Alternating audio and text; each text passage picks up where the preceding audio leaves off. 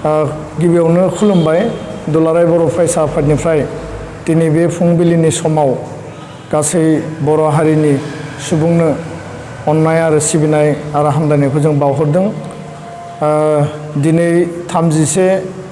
August आरो दिनैनि साना बर'फोरनि थाखाय मोनसे गोदान सान आरो मोनसे गोजोनथावना सान आरो मोनसे रंजानायनि सान होननानै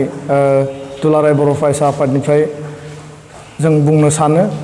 मानो होनोब्ला दिनैनि बे सानावनो दिनै आसाम एसेम्ब्लिनि गिबि बाजेट सेसन आरो बे सानब्रैनि हाबाफारि लानानै बे बाजेट सेसनखौ खालामनाय जादों। आरो जों मैया आसामनि फाइनान्स मिनिस्टार बा education minister PWD minister health and family welfare minister मानगोनां डक्टर हिमन्त बिश्व शर्मा बिथांखौ जोङो जनता भवनाव अफिसियेल मोनसे मिटिं जोङो बिथांजों जिरायदों। आरो बिथांजों जिरायखांनायनि उनाव थांनाय 27 जानुवारि 2020 BTR जि एकर्ड बा बड' पिस एकर्ड बे BTR आरो बड' पिस एकर्डनि जायफोर MOS आव गोरोबथा सुक्ति जादोंमोन बे सुक्तिनि सोलोंथाइखौ लानानै गाहायै बेयाव मख'नाय जायफोर दफाफोर दङमोन बे दफाफोरनि गेजेराव दिनै बर' बिजों सोलोंथाइनि थाखाय डाइरेक्टरेट अफ बड' मिडियाम एडुकेशन बे फुल फ्लेजेड आसामाव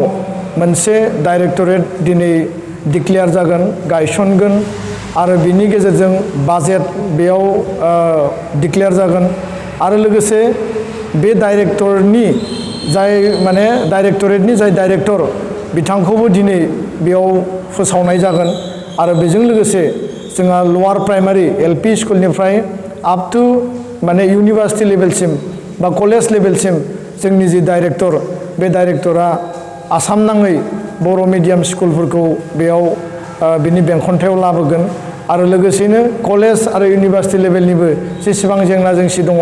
गासैबो जेंना जेंसिखौ सुस्रांनो थाखाय बे डाइरेक्टरेटआ खामानि मावगोन। दा बेखायनो बर' हारिनि बर' फरायसा फरायसुलि बर'नि बिमा बिफा जोथोनगिरि आरो लोगोसे बर'नि एकाडेमिशियान प्रिन्सिपालानो जा प्रफेसार बा टिचार्स गासैबो दिनैनि साननि थाखाय जोङो गोजोनथाव होननानै जोङो रोखायै जोङो बुंनो सानो। मानो होनब्ला 1963 आव बर' बिजोंखौ गायसननायनि उनाव बा बिनि उनाव देबनागरि स्क्रिप्टजों जोङो सोलोंथाइ लानायनि उनाव आफ्टार 43 इयार्स 43 बोसोरनि उनाव दिनै जोङो बर' मिडियामनि जेंना जेंसिखौ लानानै जोङो सोमावसारबोदों जुजिबोदों आरो बे गोलाव समनि सोमावसारनायनि गेजेराव आसाम सरकारा गोबां खेब जोंनो दानानै होगोन बा जोंनि जेंनाखौ सुस्रांनानै होगोन होननानै बुंदोंमोन। नाथाय फैयै फैयै बिथांमोना बर' थुनलाइ आफादजों सावरायलायनानै बर' बिजोंनि थाखाय मोनसे सेल दानाय जादोंमोन। नाथाय बे सेलनि जाय माने जइन्ट डाइरेक्टर ममता हजाय बिथाङा उनाव गावनो डिक्लेयार खालामबाय जे बे सेला कुनु फांसनेल नङा, बे सेलजों बर' जेंना मिडियामनि जेंना जेंसिखौ सुस्रांनो हानाय नङा आरो बेखौ बिथाङा स्पस्थयै माने गहपुराव जानाय बर' थुनलाइ आफादनि जि सेमिनार दंमोन दैमालुआव बेयाव स्पस्थयै बिथाङा फोरमायदों। दा बेनि उनाव जोङो दुलाराय बर' फरायसा आफादा जोङो सेलजों जे बर' बिजोंखौ बर' मिडियामनि जेंनाखौ सुस्रांनो हाया बे बाथ्राखौ जोङो स्पस्थयै आसाम सरकारनो जों बुंबाय थादोंमोन आरो बेबायदिनो दिल्लीनि नैबे 27 जानुवारिनि 2020नि जि BTR सुक्ति बे सुक्तियाव बर' बिजोंनि थाखाय आसामाव जोङो फुल फ्लेजेड मोनसे डाइरेक्टरेट नांगौ होननानै जोङो बेखौ लिरनानै लाबोनो हादों आरो बे 6.4 दफायाव दङ। आरो बे डाइरेक्टरेटनि गेजेरजों दिनैहाय टिचार्सनि एपइन्टमेन्ट टेक्स्ट बुक जोङो बानायनांगौ कारिकुलाम बानायनांगौ लोगोसे टिचार्स ट्रेन्सफार भेकेन्सियाव जोङो एपइन्टमेन्ट होनांगौ आरो लोगोसे स्पेसियेल केयार इनफ्रास्ट्राक्चार डेभेलपमेन्टनि थाखाय आरो बिनि थाखाय एनुवेल जि बाजेट हमनांगौ आरो बे गासैबो हाबाफारिफोरखौ जोङो मावफुंजोबनो हासिगोन। दा बेखायनो नैबे स्पेसियेल जिखिनि हाबाफारि लाबाय बिनि थाखाय आसामनि सोलोंथाइ आरो रांखान्थि मन्त्रि डक्टर हिमन्त बिश्व शर्मा बिथांखौ जोङो धन्यबाद होगोन गोसो सिंनिफ्राय आरो लोगोसेनो आसामनि चिफ मिनिस्टार सर्बानन्द सनवाल बिथांनोबो जोङो गोजोननाय आरो साबायखरखौ जों बावदों। बेजों लोगोसे मैयानि जि सावरायनाय बे सावरायनायाव जोङो स्पेशल फकास हिसाबै आरो बेखौ इमप्लिमेन्टेशननि थाखाय प्रायोरिटी हिसाबै बियो अलरेडि अफिशियेल मुभ जाबाय बे जाबाय जे बर' रावखौ आसामनि लोगो सरकारि राव हिसाबै एसोसिएट अफिशियेल लेंगुवेज हिसाबै बाहायनाय आरो बेखौ बाहायनांगौब्ला दा आसाम अफिशियेल लेंगुवेज एक्ट 1960 बे दा आसाम अफिशियेल लेंगुवेज एक्ट 1960 को एमेन्डमेन्ट खालामनांगौ जायो मानो होननानै बुङोब्ला दा आसाम अफिशियेल लेंगुवेज एक्ट 1960 बेयाव लिरनाय दङ जे अनलि एसामिस आसामनि सरकारि रावा जाबाय एसामिस आरो बे असमिया जिहेतु बेयाव लिरनाय दङ दा बेखौ एमेन्डमेन्ट खालामनानै बेयाव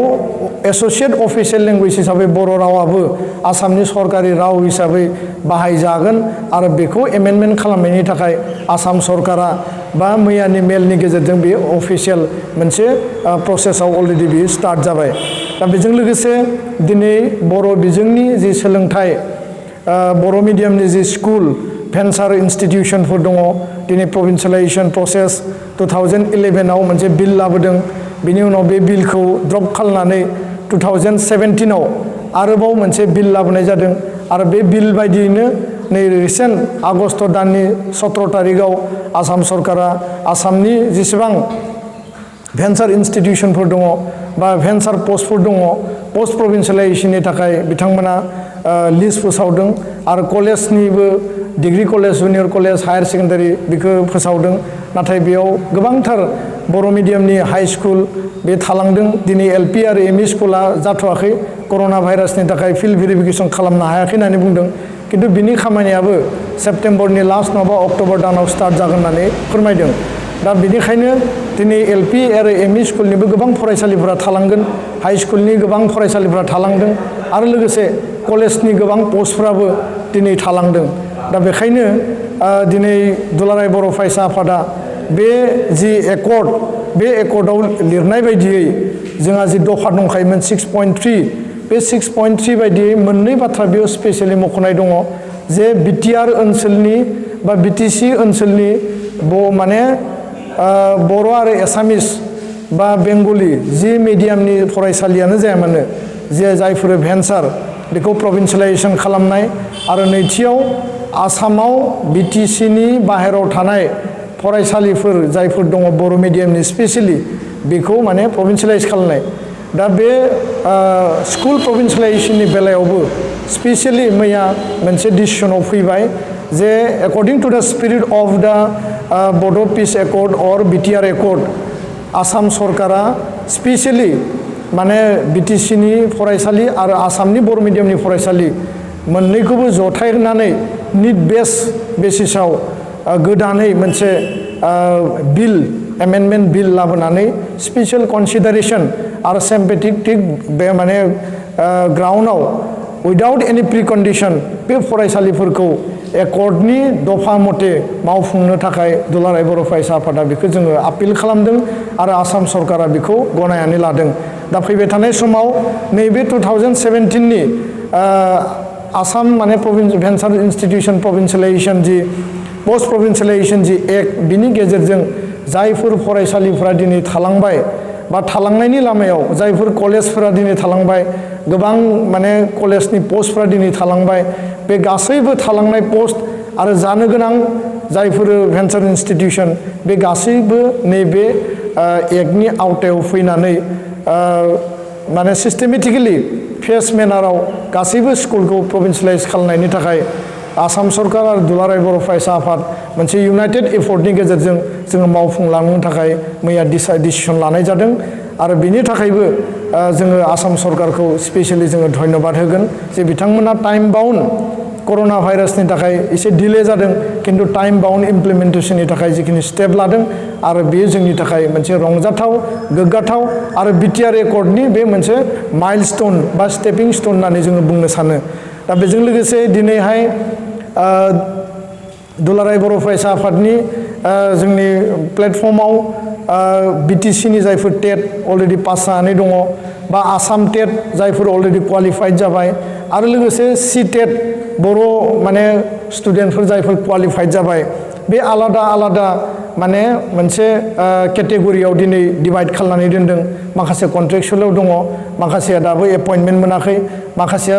साख्रि मोनगोन ना मोना सेलेक्सन जागोन ना जाया बे बाथ्राफोरखौ लानानै जोंनि इयुथ्सफोरनि गेजेराव दिनै बेसेबांबा मोनसे कमप्लिकेटेड सिचुएशन मानो होननानै बुङोब्ला टेट क्वालिफाइ जानायनि उनाव जोंनि साफ्रोमबो इयुथआ बा साफ्रोमबो केन्डिडेटआ सानो जे जोंनि लाइफनि सिकिउरिटि नांगौ जोंनि एमप्लयमेन्ट नांगौ जिहेतु आनएमप्लयमेन्टनि प्रब्लेमा दिनै गोबां जाबाय जिहेतु बे मोनसे निउट्रेल मोनसे सेलेक्शननि गेजेरजों टेटनि एपइन्टमेन्टआ जायो दिनै बिथांमोना आसामनि टेट जि एपइन्टमेन्ट 7,000 सामथिं मोनसे टारगेट होनानै डक्टर हिमन्त बिश्व शर्माया बा एजुकेशन डिपार्टमेन्टआ रिसेन्टलि बे होलांबाय आरो बेयाव 5,316 ना 19 आंनि हिसाबाव आं बेखिनिखौ अलरेडि एपइन्टमेन्ट होनाय नुदों आरो बाकिया दाबो पेन्डिं दङ नाथाय बिटिसि ओनसोलाव बिटिसि टेट आरो आसाम टेट बा सि टेट क्वालिफाइ जानाय अलमस्ट माने 2500नि बारा बेयाव केन्डिडेट्सफोर दङ दा दिनै बिथांमोननि जि फिउचार बे मोनसे आनसार्टेन थासारियाव दङ आरो बेखौ लानानै बिथांमोना जोंखौ खेबले खेबले आपिल खालामदों जे बिटिसिआव जायफोर टेट क्वालिफाइड जाबाय बिटिसि टेट आसाम टेट बा सि टेटआव बिथांमोननि भबिष्यतआ मा जागोन दा बेखायनो दुलाराय बर' फरायसा आफादा जोङो स्पष्टयै जोङो बुंनो नागिरो नैबे जे टेट एपइन्टमेन्ट बा रिक्रुइटमेन्ट बे प्रसेसा नैबे मडेल कड अफ कन्डाक्ट थानायनि थाखाय बिटिसि एरियायाव बे स्टार्ट जायाखै आरो मडेल कड अफ कन्डाक्टआ वान्स बियो जोबनायनि उनाव बा इलेक्सन जाखांनानै गोदान सरकार फैनाय लोगो लोगोनो बे निउट्रेलि माने मोनसे मोजां सिस्टेमनि गेजेरजों बे एपइन्टमेन्टआ स्टार्ट जागोन आरो जायफोर जोंहा मेरिट स्टुडेन्टफ्रा टेट क्वालिफाइड खालामबाय बे टेट क्वालिफाइड खालामनाय साफ्रोमबो मेरिट स्टुडेन्टआ दिनै नैबे प्रसेसनि गेजेरजों मडेल कड अफ कन्डाक्ट उथायनायनि लोगो लोगोनो बिटिसि ओनसोलाव टेट एपइन्टमेन्टनि बा रिक्रुइटमेन्टनि प्रसेसा दिनै स्टार्ट जागोन दा बेखायनो बिथांमोना निराशा जानाङा बिथांमोना बांद्राय नार्भास जानाङा दुलाराय बर' फरायसा आफादनिफ्राय जों खावलायदों आरो बे मेटारखौ लानानै स्पेसियेलि मैया जों एजुकेशन मिनिस्टारजोंबो जोङो बेखौ स्पेसियेलि जों सावरायदों दा बेनि उनाव दिनैहाय बयबो जोंखौ कुइसन खालामदों आरो जोंहा साब्रै स्टुडेन्ट बिटिसि ओनसोलनिनो नैबे थांनाय जि टेट रिक्रुइटमेन्ट जाबाय बे रिक्रुइटमेन्ट जानायनि बेलायाव साब्रै स्टुडेन्ट गवालपारा डिस्ट्रिक्टआव सेलेक्सन जादोंमोन बर' मिडियाम बेकग्राउन्डनि पियर बर' मिडियाम नाथाय सि टेटआव जिहेतु बर' लेंगुवेजआ अपसन हिसाबै दिनैसिमबो गैया बेखौ दाबो इनक्लुड खालामाखै व्हेरेज जोङो सिबिएसइखौ बा सि टेटनि जाय कमिसन दङ बिथांमोनखौ जोङो आपिल खालामदों डिमान्ड होदों नाथाय बिथांमोना दाबो बेखौ सोसनाखै दा बेखायनो नैबे साब्रै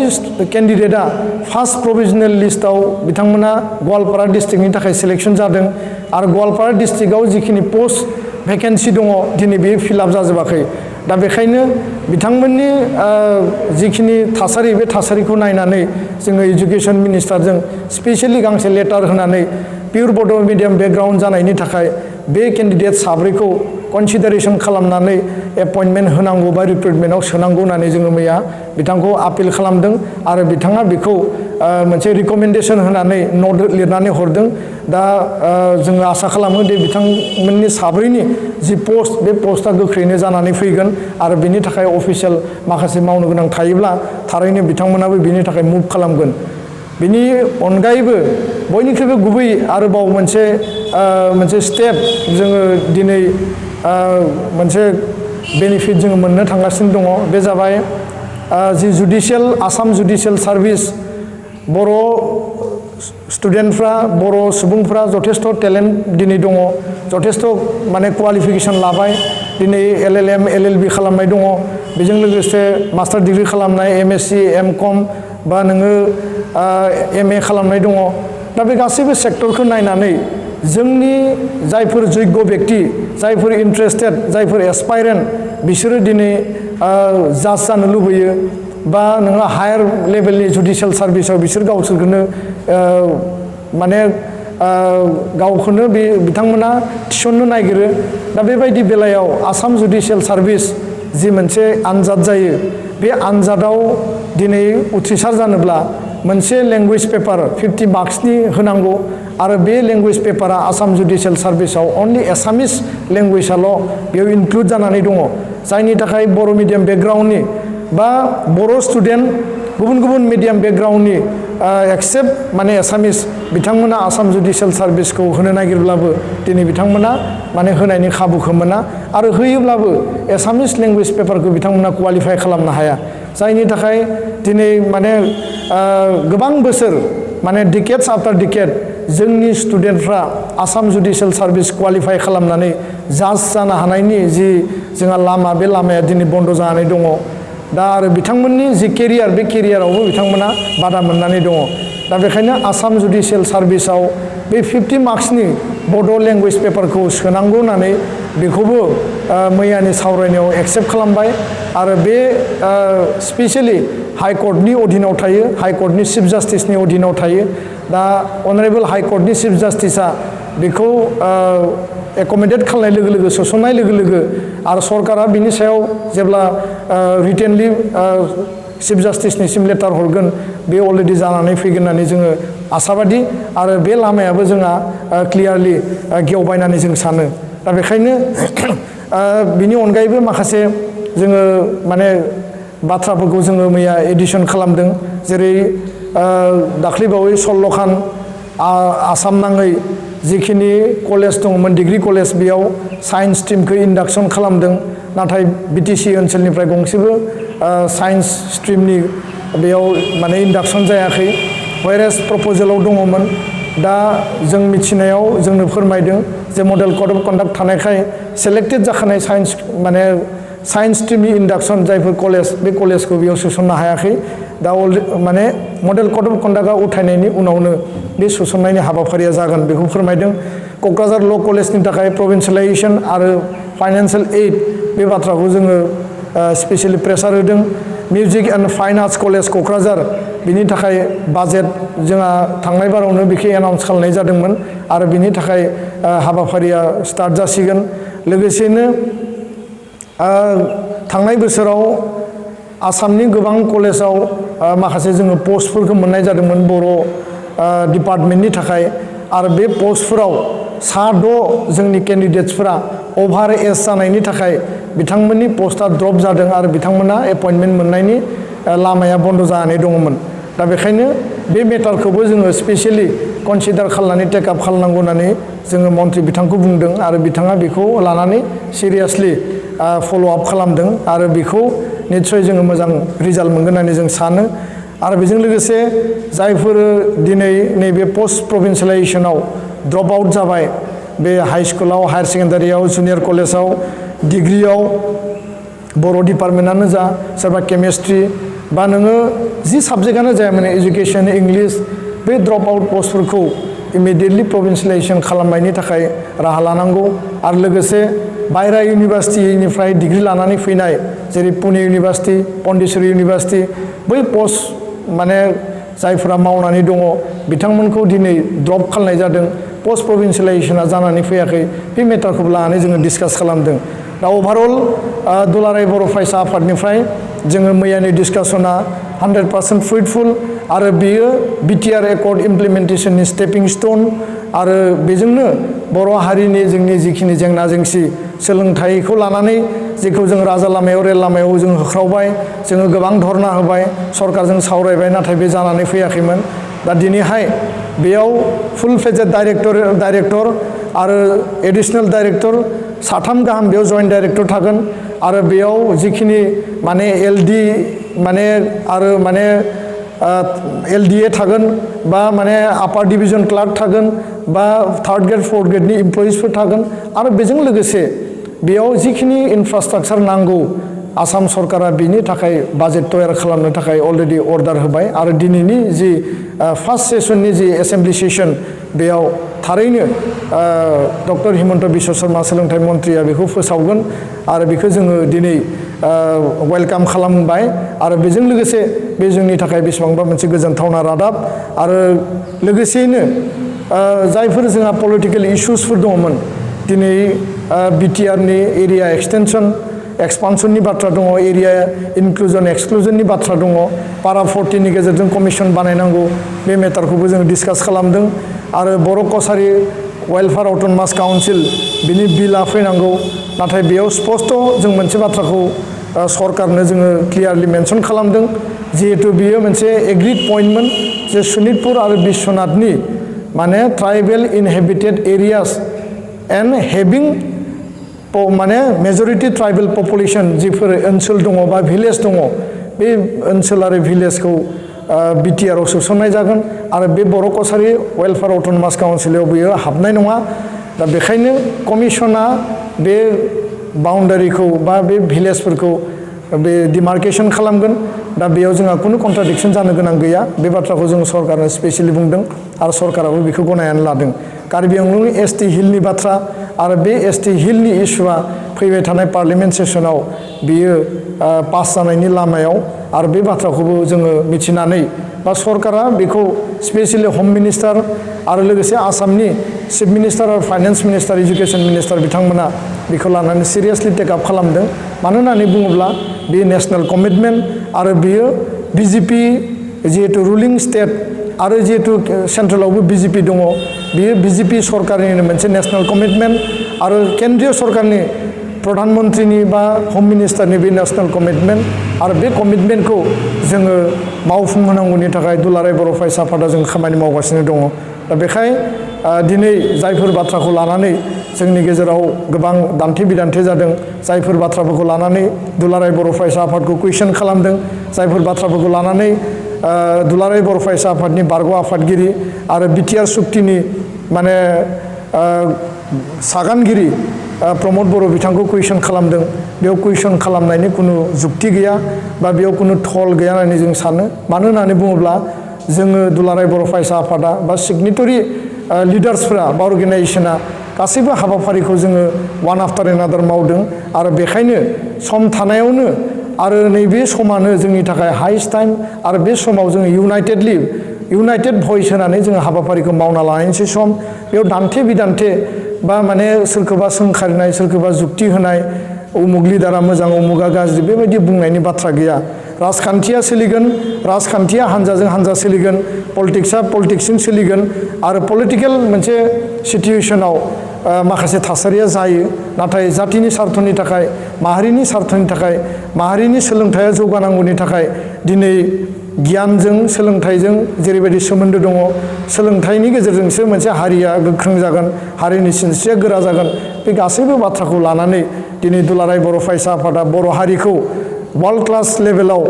साबसिन हामसिन क्वालिटि इडुकेसन होनानै जोंनि फरायसा फरायसुलिफ्रा जोंनि लाइमोनफ्रा जोंनि इयुथ्सफ्रा जाहाथे नेशनेल इन्टारनेशनेल लेभेलाव कम्पिट खालामनो हानाय जिखिनि केपासिटि जिखिनि स्किल जिखिनि नलेज जिखिनि बिस्रा माने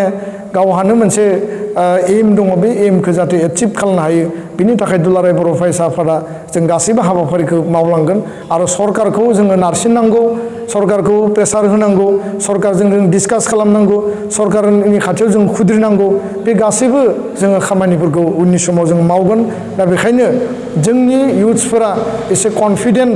लानानै जाहाथे बयबो लामा आवगायो लामा हान्थियो रावखौबो जाहाथे नाङा फाङा सोंखारिया नाङा फाङा ससियेल मिडियायाव जाहाथे जुक्ति डिबेट खालाया आं बेखौनो आपिल खालामबाय आरो दिनैनि साना बर' हारिनि थाखाय गोजोनथाव सान दिनैनि साना जोंनि थाखाय देरहासारनि सान आरो दिनैनि साना BTR सुक्तिनि फार्स्ट इमप्लिमेन्टिं आरो स्टेपिं स्टोन होननानै जोङो दुलाराय बर' फरायसा आफादा जोङो बेखौ गनायनानै लायो आरो दिनैनि उनावनो फैबाय थानाय समाव जोंनि गासैबो जिखिनि MOS आव लिरनाय दफाफोर दङ